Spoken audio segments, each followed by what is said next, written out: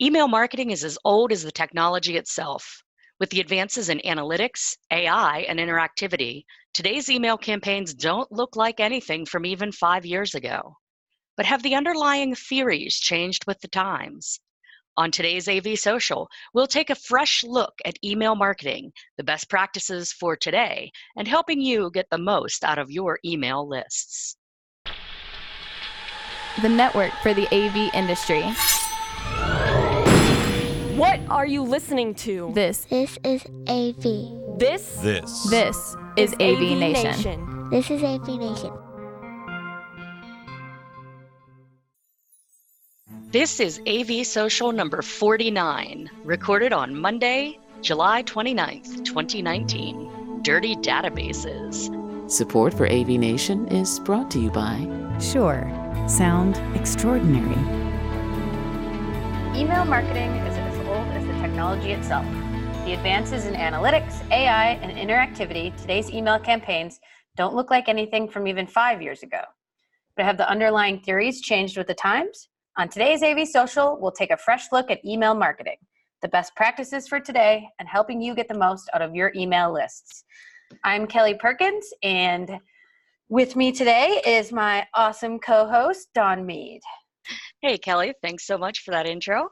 I'm going to introduce our guest today because, as usual, it's not just Kelly and I staring at each other. We have some fabulous guests today.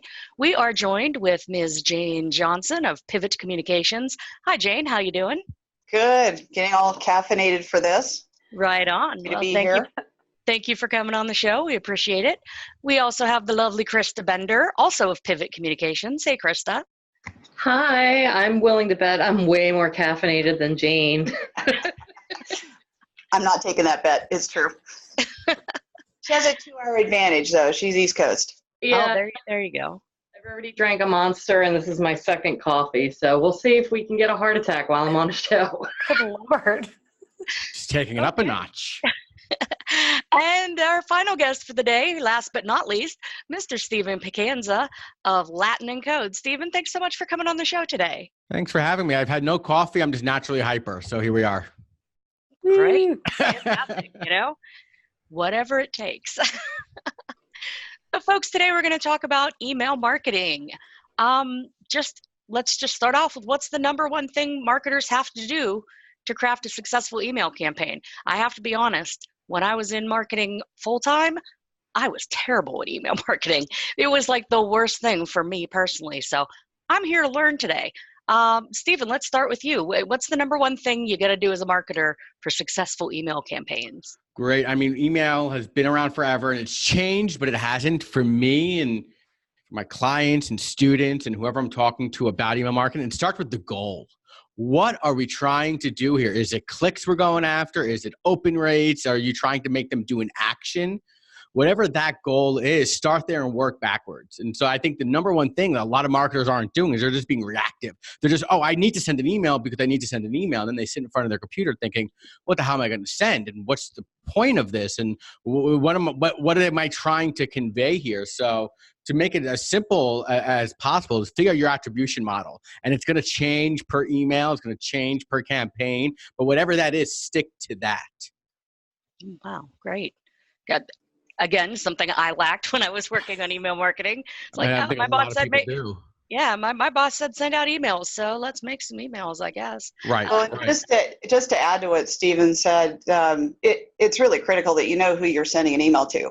Yeah. Right. And if you send one size fits all emails out to everybody in your database, you are not going to be successful.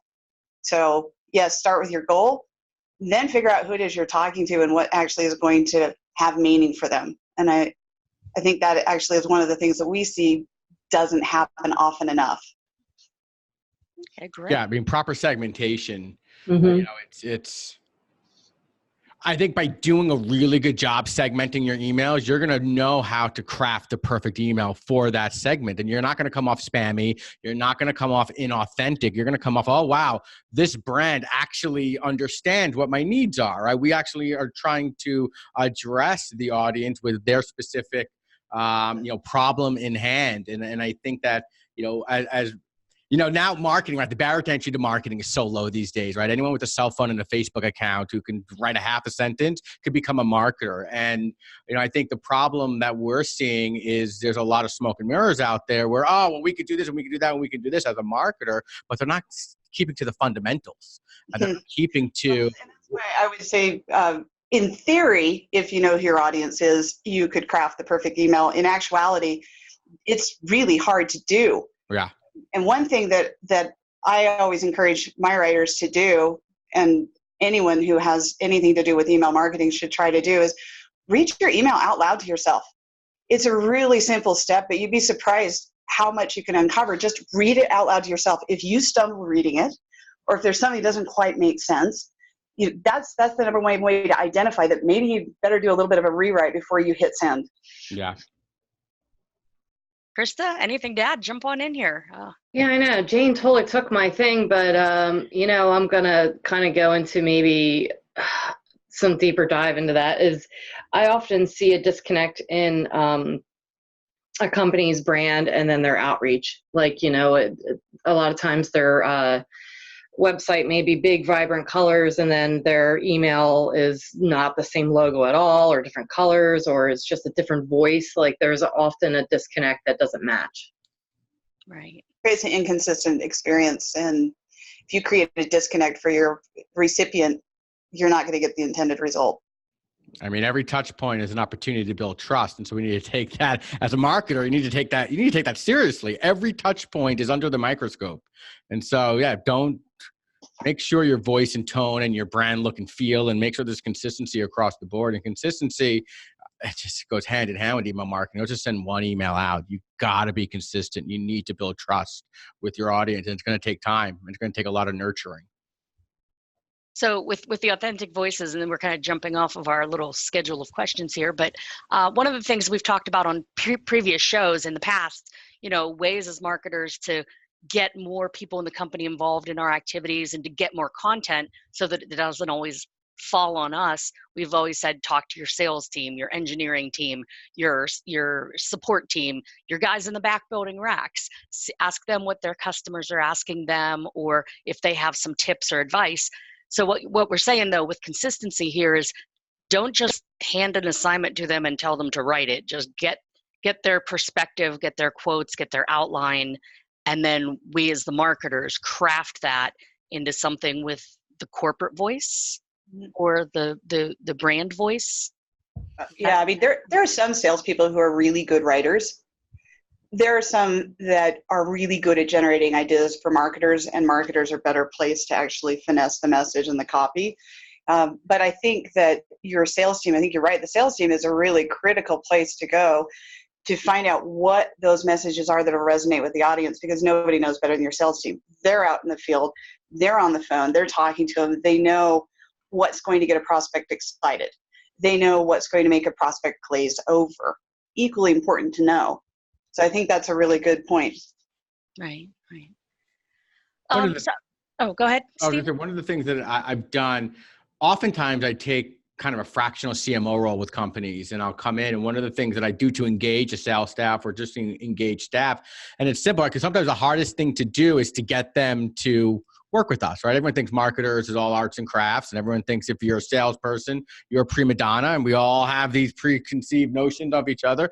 But on their terms, just survey them real quick. Ask them a couple questions. If you ask everyone in the company or everyone within a department, let's just say there's 10 people, the same question, well, now you have my top 10 list, or you have great content that you can syndicate out. And so I think just including more people within the organization, making them aware of the activities that's happening within marketing, I think number one, strengthens the team culture and the company culture in general, because we have visibility across the board. But also, as a marketer, if you're savvy as a marketer, you're going to be able to extrapolate so much content from there, whether it's a micro piece of content or a long form, white paper or anything in between. But it's all right there. I just think that we need to listen a little bit more than we speak as a marketer. We all have the 2 ears and 1 mouth for a reason. I think we need to really leverage that more when dealing internally. Right.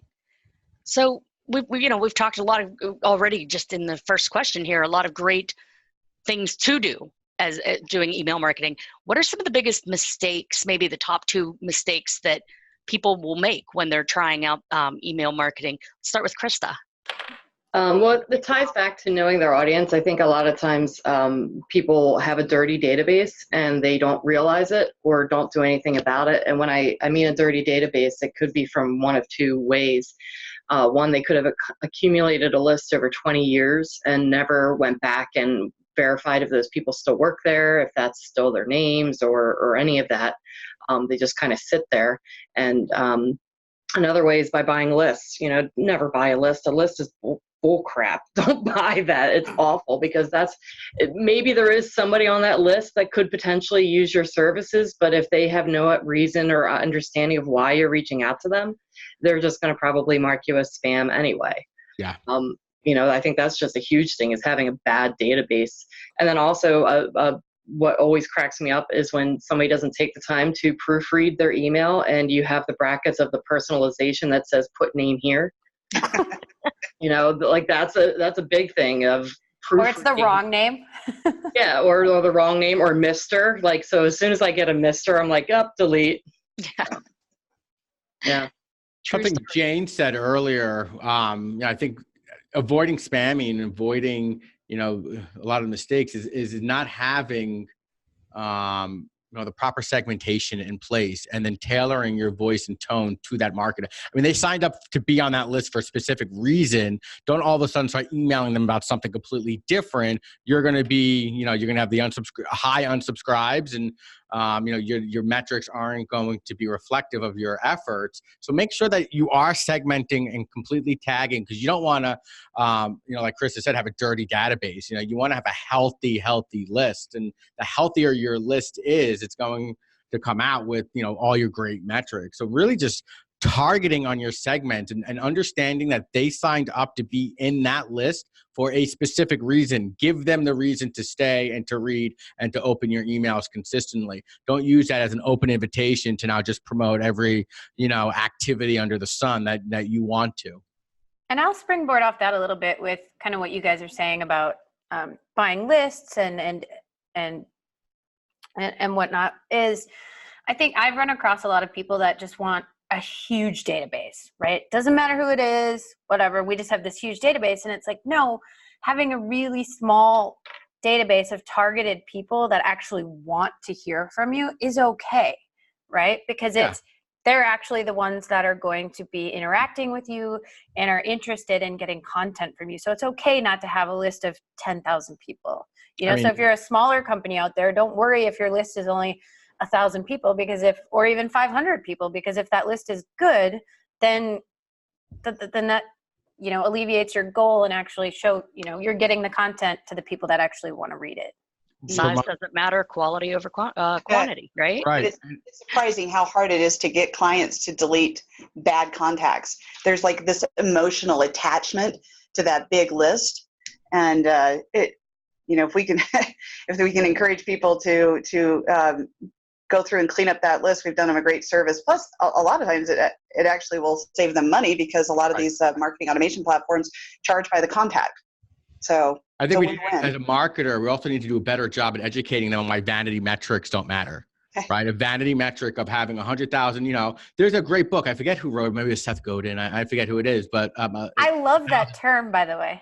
What, vanity metrics? Yeah, that's cool. As marketers and as non-savvy marketers are driven by vanity metrics, right? I have 100,000 Twitter followers. I have 50,000 Instagram followers. I have this, I have that. But when you look and peek under the hood and they don't have an engagement, they don't have a loyal following, I would much rather have 1,000 true fans who will buy anything I put out there than 1 million people on my email list that don't care about me.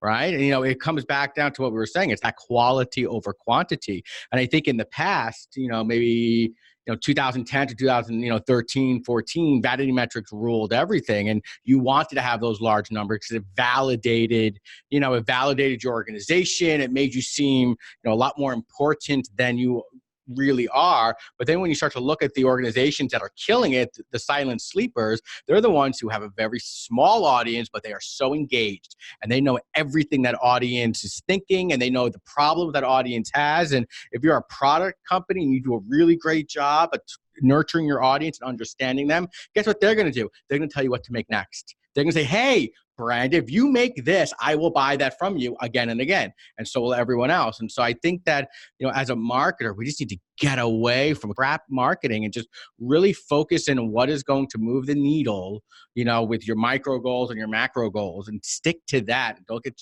jaded by all these shiny, bright new objects and AI and all this other crap that honestly, in the end, we're people to people. Doesn't really matter. How will we become influencers if we don't have tens of thousands of followers? Hashtag humor. Just kidding. That's a whole nother episode.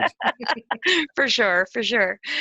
So when we're building a list, we've talked about this, the most important stuff seems to be before we even hit send or sit down to write the email, but clarifying the lists and getting our mission, so to speak, in place. What's the best way to begin building this list or cleaning this list? Don't buy it. We learned that from Krista and experience. But yeah, Jane, how would you go about starting or building a list to begin with? I think it's important to recognize that email marketing is just one piece of your overall marketing strategy. So you can't just start with, okay, I want to have a great list. Content is a place that we really focus on with our clients, because if you don't have great content, you don't have a reason for people to come to your website. And if people don't come to your website, they're not going to sign up or opt in for your emails, which is the best way to get people to build your email list, is to give them a reason to give you their information and join your email list. It is one of those pain points that most of our clients have, is they don't actually know where a lot of their old contacts came from. They don't know if they're even opted in. And so as you're thinking about starting an email marketing program, it starts with bringing people to your website. Are you doing social? Are you putting out consistent blog content? Are you putting together premium content offers? Are you giving people a reason to come to your website, making it a destination? And then once they are at your website, do you have ways for them to actually convert? It's surprising how many websites that we go through an audit that don't actually have, outside of a contact us form, a way for someone to convert. And you should have a way for somebody to convert on every single page on your website.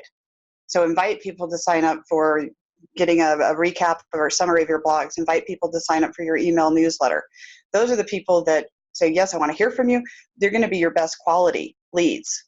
So yeah, no buying, and Krista can certainly tell you how to clean up an email list, because she's done it quite a few times. All right, Krista, tell us how to clean up a list, since you've done it quite a few times. You get a bucket of water and some soap, and you scrub. No, there's a lot of ways. There's a lot of services that you can use, but one of the ways, like when I'm looking at the actual contacts that you have, is breaking it down by how far back do you want to look at? Like if you have a list of people that you've gathered over years and years and years, let's say, I'll start looking at who hasn't opened a marketing email within a past year. Sometimes I'll even do it just as close back as 6 months. But if somebody hasn't opened an email in 6 months to a year, how many do you have on a list? Also then, if somebody hasn't gone to any page on your website within that 6 months to a year as well, if there's, or if you've sent them maybe so many emails, like let's say you email a ton, but you're not getting, great results. If you've emailed them more than 20 times and they've never opened anything, you just kind of start to look at what you have, because even before using a third-party list service, you can start to see like, holy cow, like I have, 10,000 contacts and literally 2,000 are only opening my emails and engaging with me. So what are those other 8,000 people doing? And then that's when you can take those 8,000 and then you could use a third-party list and run and scrub them through and see if they're still valid, if there's still work there, that kind of thing. That's usually how I start. And then it is really easy after that, because if you run them through a service and they say they're invalid, then delete them out of your system, unless you happen to know they have a new email address or contact information. And there are some good companies out there that do that. Maybe people could reach out to you and ask you. Yeah, like actually certain The one that I programs? use the most that I love is Zerobounce. Like they're really easy to work with, and they provide really good metrics. Like I forget how many ways they break it down, but they break it down, to whether people are like spam alerts or invalids or catch-alls or valids. Yeah. Like they give you all these things, which is fantastic. Cool. Steven, anything to add? Building a list to begin with, or cleaning a list? Yeah, it starts with the offer, right? Like, what are you offering them, your audience? I think Jane summed it up pretty nicely. Like, you need to give them a reason to sign up to be on your email list. Now, are you exchanging that for a premium piece of content, an ebook, a white paper, an infographic? I subscribe to that school. I think by giving them something of value in exchange for an email, and then following that up with not just, oh, hey, here's your download, but do a 4, 5, 6-part email series that takes them down even further. So at that point, you're setting proper expectations with your audience. You're telling them what to expect now that you're on their email list, how often you're going to email them, what you'll never do, you'll never sell. So set those proper expectations, but also continue to add value to whatever that download was. And so now all of a sudden you have this really robust kind of funnel that you put together. It's a marketing funnel. Someone is clicking on, whether you're doing an ad, right? If you're doing an ad on this, or if it's organic, someone's clicking on that link. They're going to hopefully a specific landing page to where there's no header, there's no footer, so we can really keep conversion rate really high. They have one action to do. That's sign up for my freebie right here. And then from there, get them into a larger kind of email cadence. Now, if you're on a website that doesn't necessarily have landing pages, or perhaps the UX of your website isn't good, make sure you have clear calls to action. I say this all the time, like, your website, I don't care how, it should be NASA's website, should be so simple a caveman can operate it. A caveman should absolutely know what it is you do, the problem you solve, and for who. And then how can they contact you, or how can they get on that list? So don't be afraid to have clear calls to action. In fact, if you feel uncomfortable with your call to action, you're probably just barely scratching the surface. We need to be direct. We really need to let them know, hey, in exchange for your email, we're going to give you this. And so I built tremendous email lists just by doing that, having the right offer to the right audience, and really just trying to add value on the back end. Get them in the damn habit of opening up my emails. Because if they're not in the habit of opening up my emails, they're not going to open up my emails. So get in the habit of that. So that's where I would start. Okay, great. Now, right at the top of the show, Kelly promised us we were going to talk about some exciting new things that are happening with email marketing. Talking maybe about AI or exciting trends that are happening. But before we get there, let's go back a second. Things have changed in email, but how far have they changed? One of the things that we were always told growing up, so to speak, always do A/B comparisons, always do A/B tests when you are creating these email campaigns. Is this still relevant advice? And if so, how does that work? Krista, you want to start up here? Yeah, I'm a big fan of A/B testing. However, you have to take the results you get from it and apply it. So you can A/B test all day, but if you're not taking what you learn and putting it forward, then you may as well stop A/B testing. And then you have to, it ties into what Steven said earlier, you have to figure out, what you're trying to test. Are you trying to test on whether somebody's going to open your email? Are you testing on whether they want to click the content? So those are going to be two different things. So, you want to test then subject lines of what's going to get people to open up your emails if that's what you're concerned about, and then keep working at that. And when you see, more people are opening this type of wording, then use that for your subject lines. And then when it gets into content, or if you're finding that you want to develop more clicks and getting them through to converting, are people clicking more when you have images, or is it, certain words? What is the combination that you're using in your copy that's making people click and getting them to do the action you want them to do? So A/B testing is fantastic. You just have to then take that result and keep tweaking it and working with it to push yourself down the line to getting the results you want. Well, and two other, caveats to A/B testing is, one, you got to have a big enough sample size, because what happens sometimes when our clients are running A/B tests is that the results are inconclusive. And one of the reasons why it could be inconclusive is your sample size is too small. So you may have to increase and do like a 50-50 split rather than doing like a 20% on the test and then sending the winner out to 80%. The rest, you may have to do a full 50% split to see which one actually wins and then apply it on your next email. The second issue that comes up fairly often is testing more than one variable at the same time. If you do that, you don't know why one performed better than the other. So you can only change one thing, test it, and see if that had an impact. Then you know for certain what the result was. Just like troubleshooting a system, you can't change all the cables at once. You got to do it one at a time. Stephen, what's your best A/B testing? Yeah, kind of what what Jane was saying. You know, what are you A/B testing? Is it the creative? Is it the layout? Is it your offer? Is it your message? Is it your voice and tone? Did you use an emoji or not in the subject line? All these little things are going to impact. And so, if you're going to A/B test, commit to A/B testing. Don't just do it one time and think you're going to get all the results, but truly spend the time and have the resources available, because it's not a one-person job. I mean, it takes a while to understand the health. I mean, this is all adding to the health of your email list and really understanding what they want. So, I mean, if this is a program that you are going and that you feel strongly about, going forward with, make sure you have it all thought out. And there's nothing worse than half-assing, anything really, but half-assing this. That's where I would start. But usually for us, it comes down to those three things, right? It's about the message, it's about the offer, and it's about the creative. One of those three things is what we're looking at when we're doing A/B testing. Okay. So it sounds like, just sort of recapping where we've gone so far on the show, most of your work is done before we even send out the email, cleaning those lists, breaking out who's getting the list, customizing your message, bringing in points of view from others in the company. These are all great ideas on how to start an email strategy from scratch. Make sure your list is clean and clear and everything. Are there any steps we're missing along there that we haven't discussed yet? Stephen, how about you? Yeah, I think another one is, what budget do you have to build this email list? It's you're not going to be able to do it for free. And if you are, you're going to build a very small list. You have to be pay to play.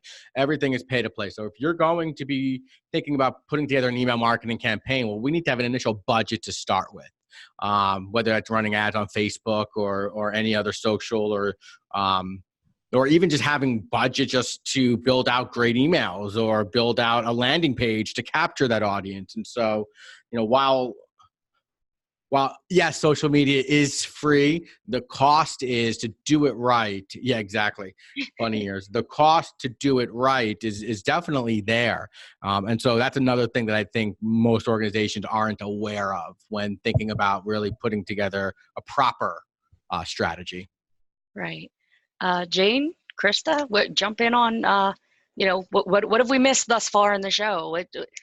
Starting an email strategy from scratch. What's the missing piece here? I think I want to kind of circle back to, again, like that message and the intention of the emails, because one of the things that will sink you faster than anything else is being really self-serving. If your email is all about you, and as a marketer, you're always looking at the results that you're going to be judged on. Am I getting enough registrations for this webinar that we're putting on? Because if I don't, I'm going to have a problem. And sometimes that goal is very clearly the primary goal for the email, rather than, hey, what is the recipient going to get out of this, or the attendee going to get out of this webinar if they choose to register for it? And so even though, yes, you're going to be judged on how many registrations you are able to generate, you have to always put yourself in the shoes of the person you're sending the email to, the person you're inviting. Why should they attend your webinar? They're not going to attend it because you need to get the numbers. So what is that reason? And if you don't have a clear reason that you feel like is strong and compelling enough to get somebody to go, you better rethink that email before you send it. Mm-hmm. Yeah, same goes for nurturing, building a little bit off of what Stephen said earlier. Great, you get somebody that gives you their information, says, yes, I want to sign up and send me information, but sending them the correct information at the right time. So if they converted on your website on something that's middle funnel type of content, you shouldn't go backwards and give them, a high level introductory type of information, because you want to push them further down towards, making that purchase. So it's, correctly identifying the people that you are capturing of where they are in their buyer's journey, so that you can then continue to further nurture them correctly. Yeah. And one thing this probably all sounds like a lot of work to people listening, as marketers, could be very daunting. You think about, oh my God, I've got to target everything and I've got to customize it and segment my list. But there are a lot of great tools that allow you to create dynamic content. You can put personalization tokens in emails, and there's a difference. Personalization is referencing known information about a contact, their first name, their title, their company. When we talk about targeting and custom, we're really talking more about the message that we're sending them. And so with some of the tools that we use, what we like to do is even create different calls to action based on who the person is. So in the AV industry, if you're sending an email to a consultant versus an AV integrator versus an end customer, you could send the same email and then use dynamic content to customize that message to the right person. So there are some things that can make a marketer's life a lot easier. And that's where we start to get into the tools and the the fun stuff. And you get into AI a little bit, but that might be a little bit more on the chatbot side, which is a lot of fun, but probably a completely different show. Fair enough. Well, though, since we brought up AI, we want to know, just real quick, as we're wrapping up the show here, what is the coolest campaign or the coolest project in email marketing that you might have done, whether it's recently using some of these new tools, using AI, using chatbots? Give us a quick anecdote of what your coolest thing might be. Whoever wants to start, jump on in there. Yeah, I think chatbots, even though it's not email marketing, it's still one-on-one communication per se. And I think chatbots are really, it's a really great way, whether you're natively on your website, right? You go to a website and all of a sudden a little icon on the bottom pops up, right? Like the paperclip from Microsoft Word back in the day, right? All of a sudden he pops up like, hey, welcome to the website. How can I help you? I think that's really powerful. What's not powerful is if you have too many going on, right? You have one chatbot and then coming up saying, oh, hi, I'm so-and-so. How can I help you? Then you have something else coming on that says, why did you come to my website? Then you have something else coming on and it becomes overwhelming. You're attacked by all these things. Well, no, but I'm just saying, we want to, you definitely want to be able to make that visitor feel important. And I think a chatbot can do really well, and especially, using AI, right? Chatbots and AI, it's all about figuring out, well, if this person says this, then we're going to respond with this, and having all these kind of flows. And the same thing happens on Facebook, right? Facebook Messenger has chatbots now, and they actually can be really powerful. And I know some people more on the influencer space who have made a crazy amount of money and have built incredible lists just by really figuring out and hacking that chatbot model. In the B2B world, I don't necessarily think a social chatbot is there yet, but perhaps from a web perspective, having a chatbot on there and just being able to, again, try to service the customer a little bit more, a little bit more nurturing through that. I think that will go a long way, but I don't think we are close to the time when all of a sudden email marketing is completely automated and we don't need a human being at the other end. I don't foresee that happening anytime soon. Yeah, I think chatbots also can really help you segment your email list, because you do gather some really relevant information as somebody works through your chatbot tree, and you can find out what they're interested in, what they're looking for, capture their email address, and that is really powerful information to help you deliver that next email series to them that is going to be targeted and relevant to them. Right.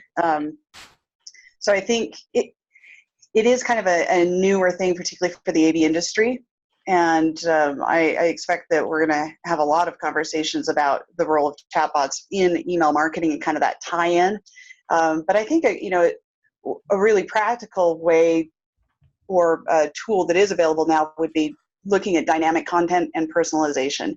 And if your email program can't do that, you're going to benefit tremendously by getting one that does, because it's going to save you a lot of time. There's study after study that proves, and we've seen this with our own clients, that if you can target, you can personalize and customize your message, you're going to have better results. But going back to your question about some of the things that we work on, and it may seem like it's mundane, but we get a lot of satisfaction out of even creating a really effective webinar registration page or a landing page where we can embed a call to action message that changes. It's dynamic, so depending on who hits that page, they see something different. And we've set up a lot of those. I love those. I think that they're really effective. And those are probably some of our favorite things to do right now, just dynamic content on landing pages. Totally. And I think that personalization on a landing page, it's going to drive those conversions up. And we see it all the time. And totally curious, is that like a plugin you're using on WordPress that's being able to do those dynamic changes on a landing page? Or is that like lead pages, ClickFunnels? We use, we're actually a HubSpot Gold partner. So we use HubSpot with a lot of our clients, but we also have other tools that we use if somebody isn't quite to the level of using a HubSpot, for example. We have other platforms that we can recommend that will also give that capability. Yeah. So there's some stuff out there that actually isn't as expensive as people might think. I mean, if you look at the high end of like a MailChimp, you're in like $300 a month. Right.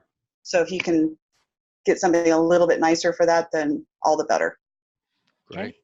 Real quick, Krista, last voice on there. Do you have a favorite or coolest campaign or coolest tech you've used in email marketing here in the most recent past? Well, I do like using dynamic content. I use dynamic content a lot in emails. I do use it sometimes on different landing pages, depending upon if we know that we're going to have a variety of audience members, because I think it's really cool when you can go to a landing page and like, hey, I'm a IT director for a higher ed institution, and you're actually speaking my language.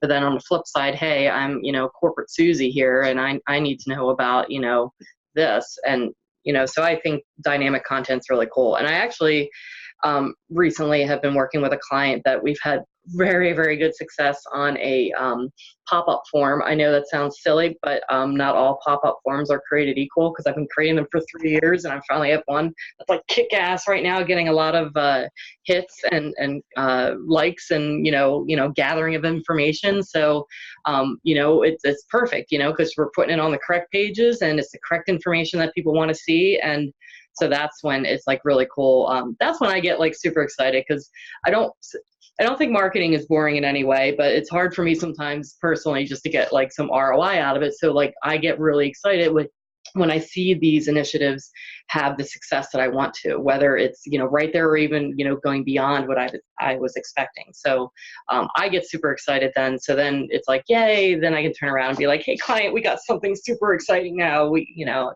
So that's, when I get like super excited. And then that's when I don't need all the coffee and caffeine. Is when things work. Right. How do you know you're a marketing person? You get excited by clean databases and pop-up ads. Lord. I get excited by good pop-up ads, right? Yeah, there you go. Messaging, not the spammy. I mean, the internet is just, we've been there, done that, and we are smarter now, and the good marketers are showing their face now because they're looking at strategy over tactics. Well, knowing the internet, let's say we're theoretically smarter now. We on this podcast are definitely smarter now. Right. Well, everybody, thank you so much. This has been a great discussion. I personally have learned a lot about email marketing. It's not part of my current job, but now I know better how to do some things if they ever ask me to do it here. Kelly, it sounds like you also are feeling... I love this stuff. It's so fun doing this and getting to hear what the latest and greatest is, because I'm in marketing, but not in marketing, but in marketing. So it's fun. All so right. Thanks, guys. Yeah, thank you. So going around the bend, one of the things, if you've never watched or listened to or been on our show before, we always at the end like to introduce our guests one last time and give you a chance for shameless self-promotion, telling us where we can find you online or in person. Starting on my right on the screen here, Miss Krista, where can folks find you or Pivot Communications? Sure. So if you want to check out Pivot Communications, website is pivotslc.com, and the SLC is for Salt Lake City because that's where the headquarters are. So pivotslc.com. If you want to reach out to me, the best way is via Twitter, and that's AVChrista, and that's spelled Christ with an A is the best way to say that. You can also catch me on Instagram if you like cycling, because I'm always posting cycling pics. So. Nice. Well, thank you so much for being on the show. Stephen Picanza with Latin and Code. Where can folks find you and or your company online or in person? Well, for me, you can just Google me, and I have like the first 55 pages because I am the only Stephen Picanza in the world. So all roads lead back to me. But no, I'm on Twitter at Picanza.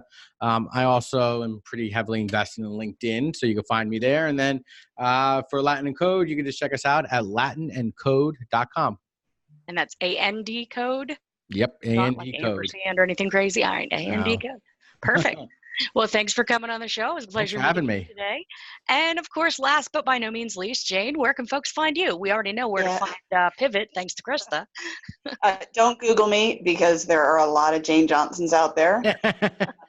But you can find me on Twitter at Jane_pivot. You can email at jane.johnson@pivotslc.com. Fantastic. And of course, my lovely co-host, Miss Kaylee Perkins. Where can folks find you or NSCA or the Ignite program?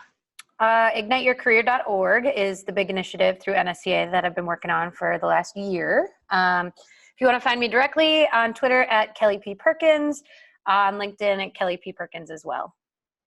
Fantastic. Thanks for co-hosting as usual. Once again, thanks for our guests. Thanks to you for watching and listening. I'm Dawn Mead. You can find me on the Twitters at AVDawn. You can find me on most social platforms at AVDawn. I'm also on LinkedIn as Dawn Mead. And I am now an end user working for a company that shall remain nameless. But here at Redacted, they still let me play with AVNation, which means if you need to find me online and you can't find me on the Twitters or the socials, you can find me at avnation.tv. Thanks so much for watching, and thanks for being here today for this episode of AVSocial.